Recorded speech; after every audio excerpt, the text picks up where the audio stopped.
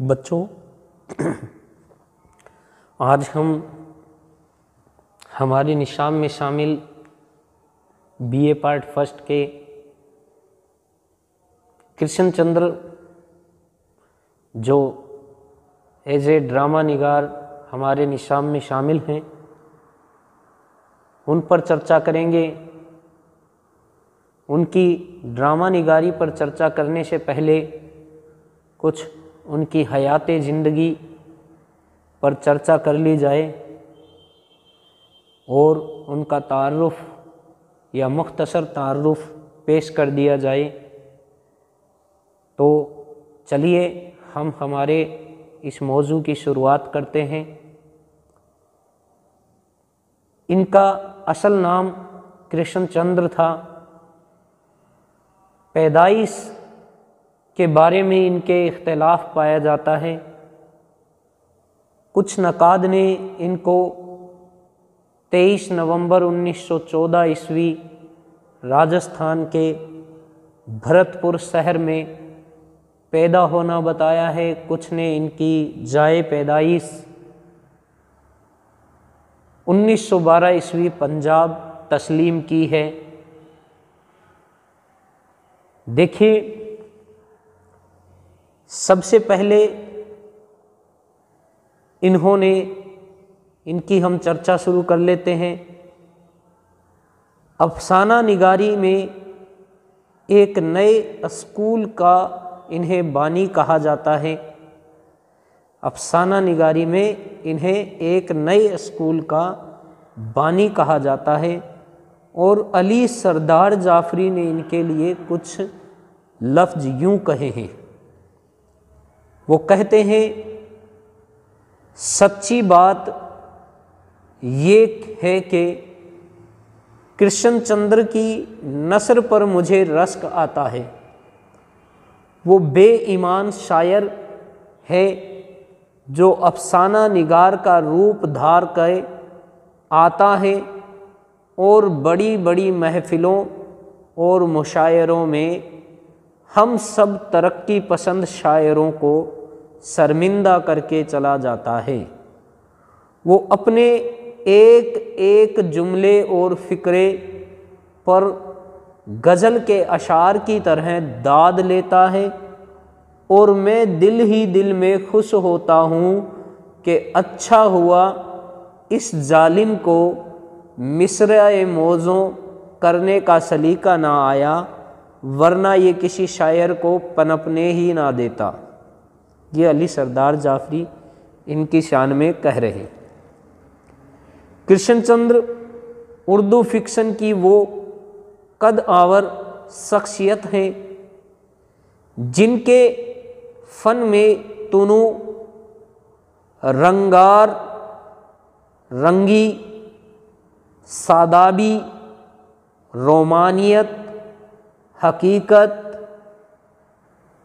بغاوت، شوخی اور طنز سبھی کچھ شامل ہے، جبکہ رومانی حقیقت پسندی ان کا طرائے امتیاز ہے۔ کرشن چندر نے اپنے افسانوں اور ناولوں کے ذریعے ترقی پسند ادب کی قیادت کی اور اسے عالمی سطح تک پہنچا دیا۔ انہوں نے درجنوں ناول اور 500 سے زیادہ افسانے لکھے۔ ان کی تصانیف کا ترجمہ دنیا کے مختلف زبانوں میں ہو چکا ہے۔ کرشن چندر کے پاس ایک شاعر کا دل اور ایک مصور کا قلم ہے۔ ان کے موضوعات ہندوستانی زندگی اور اس کے مسائل کے گرد گھومتے ہیں، اور افسانوں میں حیت کے لحاظ سے کرشن چندر نے نت نئے تجربات کیے۔ انہوں نے افسانہ اور اسکیچ کے امتزاج سے اردو افسانہ نگاری میں ایک نئی طرح ڈالی اور اسے اپنے منفرد اسلوب کے ذریعے افسانہ نگاری میں ایک نئے اسکول کی داغ بیل ڈالی۔ افسانوں اور ناولوں کے علاوہ انہوں نے خاکے، انسائیے، تبصرے اور رپورتاج بھی لکھے، جن سب پر ان کی مخصوص چھاپ موجود ہے۔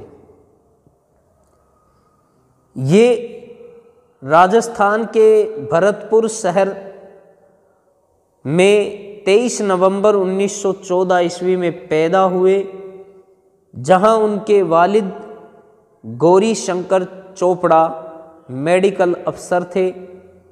بعد میں انہوں نے اس وقت کی ریاست پونچھ میں ملازمت کرنی۔ کرشن چندر کا بچپن وہیں گزرا۔ کرشن چندر نے تھیل مہندر گڑھ میں ابتدائی تعلیم حاصل کی۔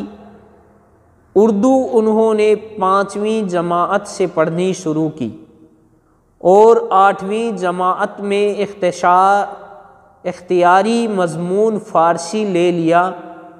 فارسی کے استاد بلاکی رام نندا ان کی بہت پٹائی کرتے تھے کہ کرشن چندر نے ان پر ایک مضمون مسٹر بلیکی لکھ کر دیوان سنگھ مفتوں کے اخبار ریاست میں بھیج دیا، جو شائع بھی ہو گیا۔ اس مضمون کے علاقہ میں بہت شہرت ہوئی اور لوگوں نے اسے مزے لے لے کر پڑھا، لیکن والد سے ڈانٹ ملی۔ کرشن چندر نے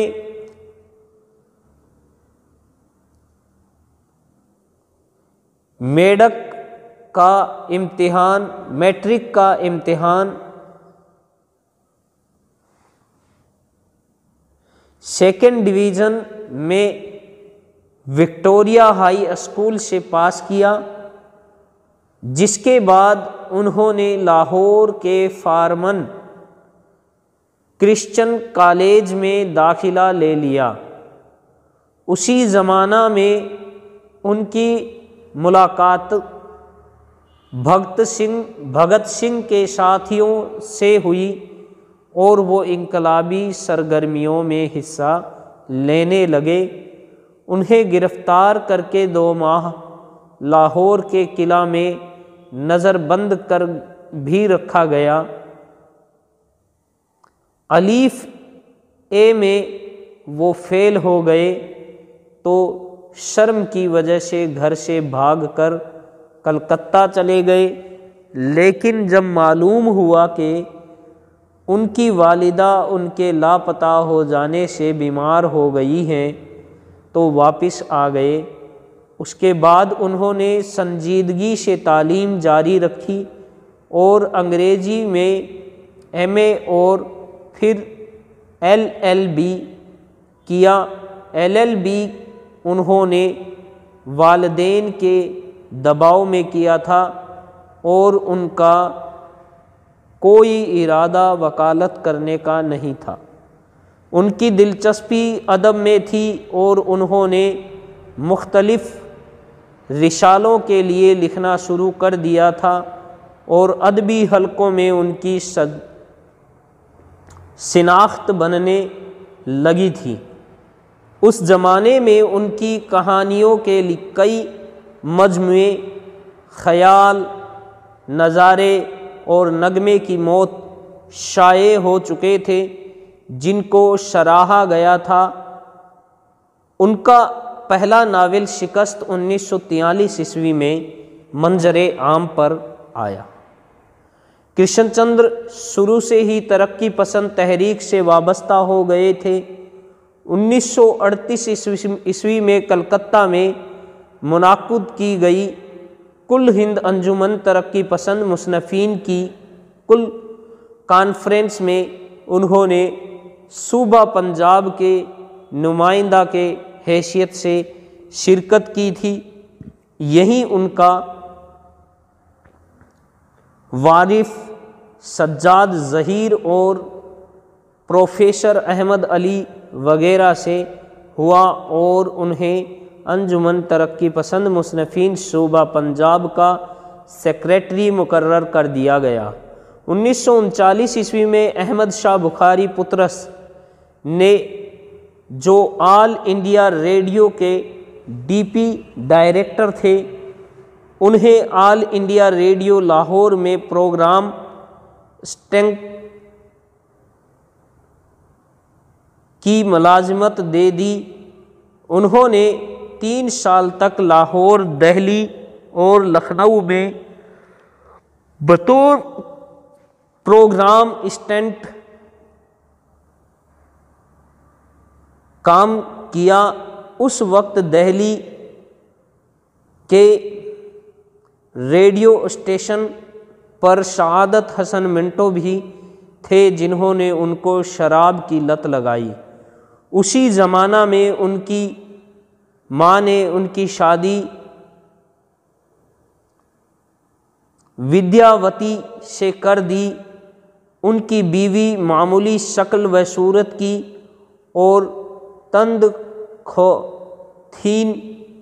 خواتین بن کے ساتھ وہ خوش نہیں تھے۔ انہوں نے بہرحال ان کے 3 بچوں کو جنم دیا۔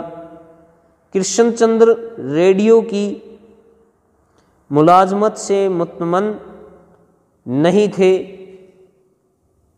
اتفاق سے اسی زمانہ میں پونے کی شالیمار فلم کمپنی کے پروڈیوسر ڈائریکٹر زید احمد نے ان کا ایک افسانہ پڑھا اور انہیں ٹیلی فون کر کے اپنی فلم کمپنی میں مکالمے لکھنے کی دعوت دی۔ کرشن چندر نے ریڈیو کی ملازمت چھوڑ دی اور پونے روانہ ہو گئے۔ پونے کا زمانہ کرشن چندر کی زندگی کا یادگار اور رنگین زمانہ تھا۔ یہاں انہوں نے ہر طرح کے عیش کیے۔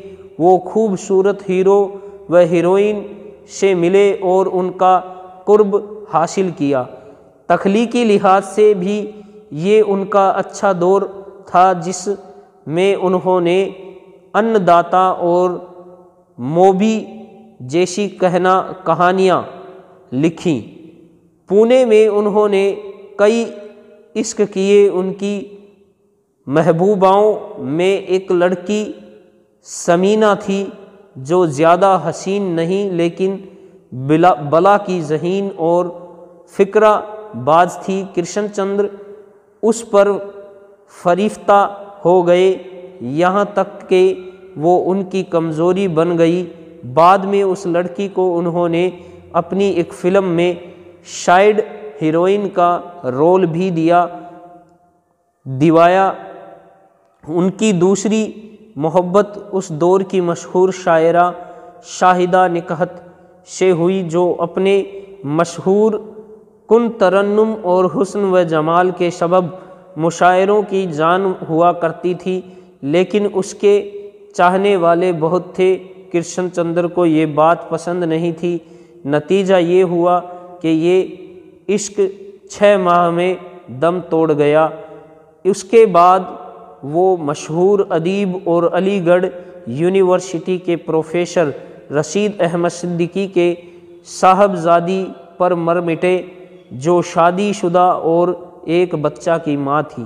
ان سے شادی میں بہت مشکلات حاصل تھیں، لیکن سلمیٰ بھی ان کے عشق میں گرفتار ہو گئیں اور شوہر سے طلاق لے کر کرشن چندر کی شریک حیات بن گئی۔ سلمیٰ کے ساتھ ان کی زندگی بہت خوشگوار گزری۔ کرشن چندر 1946 عیسوی میں پونے سے بمبئی چلے گئے، جہاں ان کو بمبئی ٹاکیز میں 1,500 روپے ماہوار پر ملازمت مل گئی۔ اس کمپنی میں 1 سال کام کرنے کے بعد وہ ملازمت ترک کر کے फिल्मों के प्रोड्यूसर और डायरेक्टर बन गए।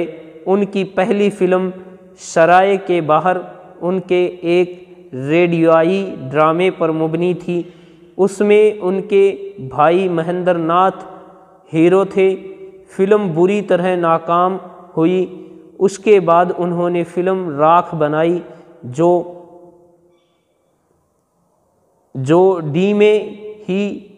जो बीच में ही बंद रह गई और कभी रिलीज़ नहीं हुई। फिल्मों की नाकामी के नतीजा में कृष्णचंद्र अर्श से फर्श पर आ गए। सर पर भारी कर्ज का बोझ था जिसकी अदायगी की कोई सूरत नज़र नहीं आ रही थी। उन्होंने अपनी कारें बेच दी, नौकरों को हटा दिया और बम्बई में कदम जमाए रखने के लिए नए सिरे से जद्दोजहद शुरू कर कृष्णचंद्र ने तकरीबन 2 दर्जन फिल्मों के लिए कहानी, मंजर नामे या मकालमे लिखे। उनमें कुछ फिल्में चली भी, लेकिन बतौर फिल्म राइटर वो फिल्मों में कोई बुलंद मकाम नहीं हासिल कर सके।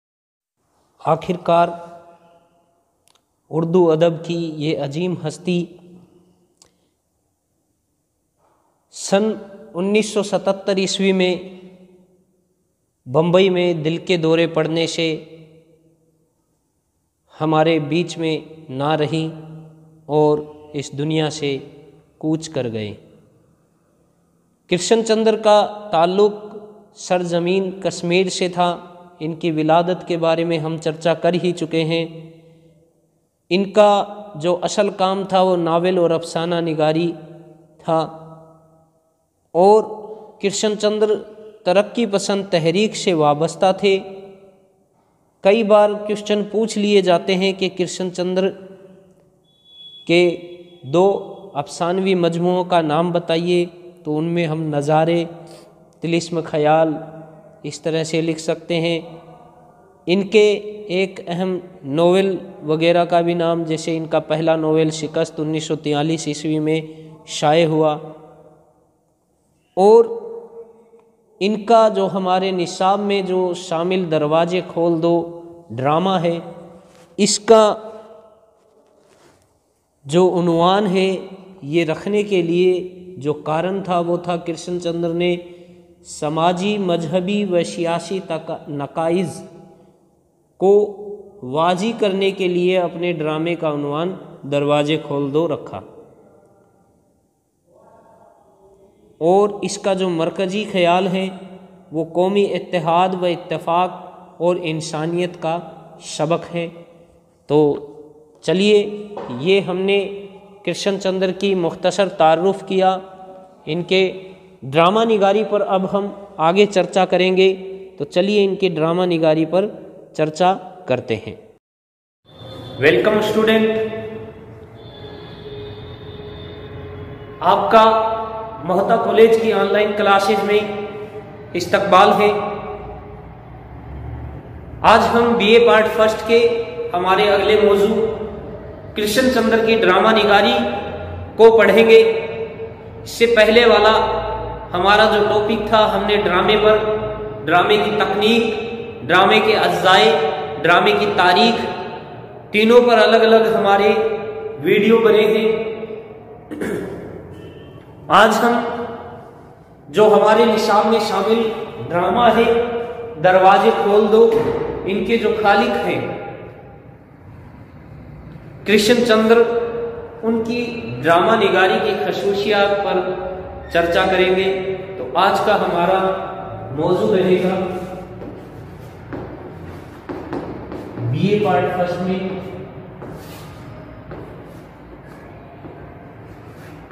कृष्णचंद्र की ड्रामा निगारी की खूबियां, या उन्होंने किस तरह की ड्रामा निगारी की है, इस पर हम आज चर्चा करें। चलिए आज हम हमारी इस वीडियो को शुरू करते हैं कृष्णचंद्र की ड्रामा निगारी की खूबियों। बच्चों, कृष्णचंद्र हमारी जबान के निहायत मकबूल और हर दिल अजीज अफसाना निगार हैं। अफसाना निगारी में प्रेमचंद के बाद अगर किसी ने गैर मामूली शोहरत हासिल की है तो वो कृष्णचंद्र हैं। इनके अफसाने तकरीबन हर तबके में कदर की निगाह से देखे जाते हैं। कृष्णचंद्र नावल निगारों और ड्रामा निगारों में भी खास अहमियत रखते हैं। इनका शुमार तरक्की पसंद तहरीक के आला अफसानों और नावल निगारों में किया जाता है। इन्होंने न सिर्फ हिंदुस्तान बल्कि बैरूनी मुमालिक में भी शोहरत हासिल की है।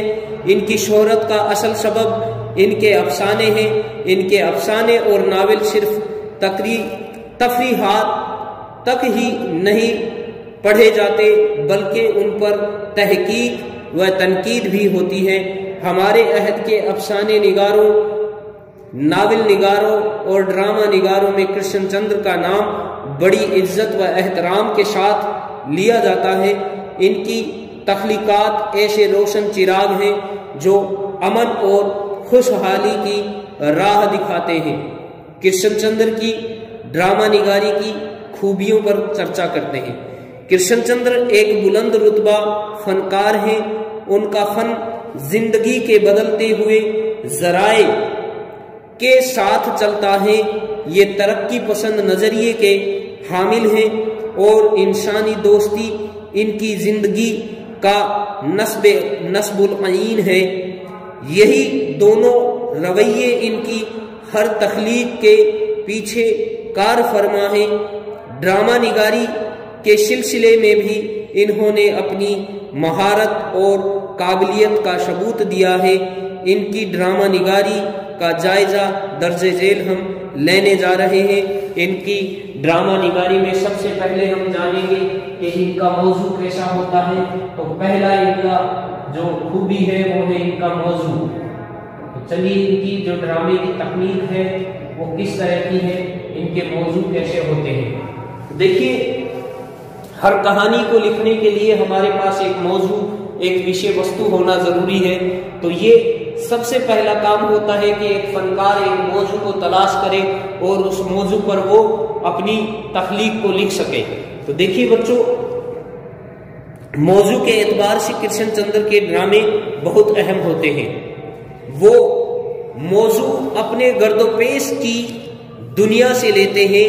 अवाम के साथ उनकी सच्ची मोहब्बत, इंसान के मुस्तकबिल पर एतमाद और नाइंसाफी के खिलाफ इजहार नफरत की ख्वाहिश उनकी कहानियों का मौजू है। अवाम के मफाद का तहफ़्फ़ुज़ और गम अंगेज जिंदगी से उनके लिए अमृत निकाल लेने की कोशिश कृष्णचंद्र का महबूब मौजू है।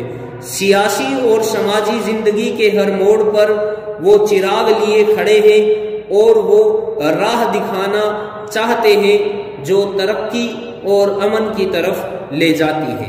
अगला है इनका प्लॉट। हम जानते हैं कि किसी किस्से के लिए प्लॉट कितना अहम है, प्लॉट कितनी अहमियत रखता है। तो देखिए इनका प्लॉट किस तरह का है ये जान लेते हैं। तो अगला जो इनकी खूबी है, इनका प्लॉट भी एक इसमें शामिल किया जाता है। तो देखिए प्लॉट इनका कैसा होता है। कृष्णचंद्र प्लॉट के मामले में बहुत तरक्की पसंद वाक़ई हुए। उनके अंदर ये खूबी है कि वो तमाम ड्रामा में प्लॉट को सस्पेंस में रखते हैं ताकि उसको पढ़ने वाला आखिर तक पढ़ने पर मजबूर हो सके। और यही खूबी उनके ड्रामे दरवाजे खोल दो में पाई जाती है। तीसरा है इनकी किरदार निगारी। तो इनकी किरदार निगारी देखिए, किरदार दुनिया के कैसे किरदार को अपने ड्रामों में शामिल करते हैं। इनकी किरदार निगारी की पर इनकी जो महारत थी वो देखिए किस तरह की थी। ये कैसी महारत किरदार निगारी पर रखते हैं। इनके किरदार दुनिया की सच्ची जीती जागती तस्वीर हुआ करते हैं। ये अपनी जो किरदार निगारी करते हैं उसमें हर तरह के किरदारों को पेश करते हैं ताकि दुनिया में अपना मैसेज, अपना पैगाम पहुंचा सके। तो देखिए ड्रामा नवीस की ये खुसूसियत बड़ी ही अहम है कि वो अपने किरदारों की खामोश तस्वीर पेश नहीं करता बल्कि वो स्टेज पर अमली तौर पर पेश करता है। ड्रामा नवीस की हैसियत से कृष्णचंद्र अपने किरदारों से मोहब्बत करते हैं और उनके दुख दर्द को बांटते हैं। इसलिए जब वो अपने किसी शाहूकार में कोई किरदार पेश करते हैं तो उसका नफ्सियाती तजज़िया करते हैं। वो किरदारों को इस तरह पेश करते हैं कि उनकी खूबियां और खामियां जाहिर हो जाती हैं, जैसे रामदयाल और कमलकांत के मकालमों से जाहिर होता है कि वो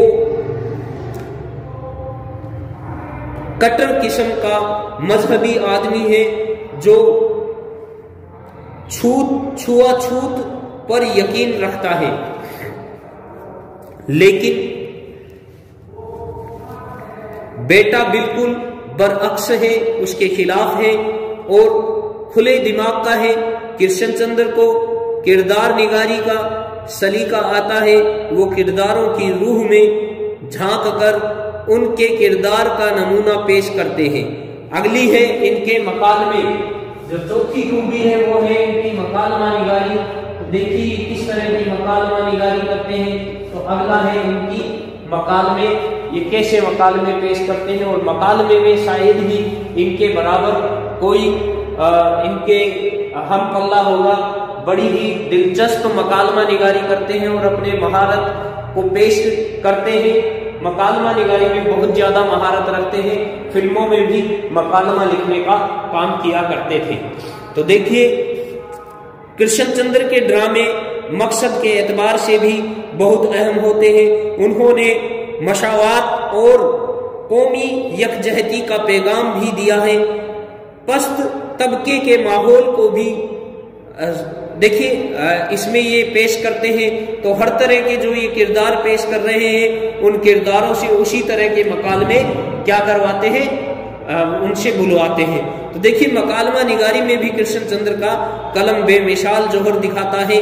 उनके मकालमे बड़े तीखे, बरजस्ता और मानीखेज होते हैं कि पढ़ते वक्त तो एक फूल झड़ी के मानिंद लगते हैं, लेकिन गौर करने पर एक खटक और कसक का एहसास होता है, क्योंकि वो किरदार की समाजी हैसियत और फितरत के मुताबिक ही उनका इस्तेमाल करते हैं। यही चीज गौर करने पर मजबूर करती है कि यही कृष्णचंद्र की सबसे नुमाया कामयाबी है कि कारी को मकसद तक पहुंचा देते हैं। अब देखिए अगला जो हिस्सा है इनकी जो खूबी है वो है इनकी मकसदियत पर हम चर्चा करते हैं। तो देखिए मकसदियत में ये किस तरह से कामयाबी हासिल करते हैं। ये अपने किरदारों को जिनको पेश कर रहे हैं उनके जरिए अपने मकसद को आवाम तक पहुंचाते हैं। तो देखिए कृष्णचंद्र के ड्रामे मकसद के एतबार से अगर हम देखें तो बहुत अहम होते हैं। उन्होंने मसावात और कौमी यकजहती का पैगाम भी दिया है। पस्त तबके के माहौल को भी बड़ी अहमियत से पेश करते हैं। वो जिंदगी की कदरों को वाजी सूरत में देखते हैं। कृष्णचंद्र ने अपने ड्रामे एक बुलंद इंसानी मकसद को पेश नजर रख कर लिखे और मुख्तलिफ सूरतों में मुख्तलिफ तरह से पढ़ने वालों को मुखातिब करके लिखे। उनके ड्रामे इंसानी दोस्ती का सबूत देते हैं। उनका ड्रामा दरवाजे खोल दो भी एक नसीहत आमेज और सबक आमोज ड्रामा है। वो तासुब से कोसों दूर थे। उन्होंने हिंदुस्तान जैसे अजीम मुल्क में जहां मुख्तलिफ मज़ाहिब, कौमों और अकीदों के लोग रहते हैं, ان کی توجہ قومی ایکتا کی طرف توجہ مبذول کرائی ہے اور انہیں شیر و شکر کی طرح اس ملک میں رہنے کی تلقین کی ہے۔ انہوں نے اپنے احساس و خیال کو ڈرامے کے ذریعے عوام تک منتقل کرنے کی کوشش کی ہے، اپنے مقصد کو کرداروں کے ذریعے عوام تک پہنچاتے ہیں۔ کرشن چندر کا ڈرامہ نگاری میں مقام جانتے ہیں، تو اگلا جو ان کا حاصل کلام یا ان کا جو ڈرامہ نگاری میں جو مقام ہے وہ دیکھیے، ڈرامہ نگاری میں مقام ان کو کیسا مقام حاصل ہے؟ تو ڈرامہ نگاری میں ان کو بہت ہی اعلیٰ مقام ملا ہے۔ کرشن چندر کے ڈرامے خوبیوں سے مالا مال ہیں، ان کے ڈرامے ہندوستانی سماج کے آئینہ دار ہیں۔ ہم روزمرہ کی زندگی کی پرچھائیاں ان کے افسانے، ناول اور ڈراموں میں دیکھ سکتے ہیں۔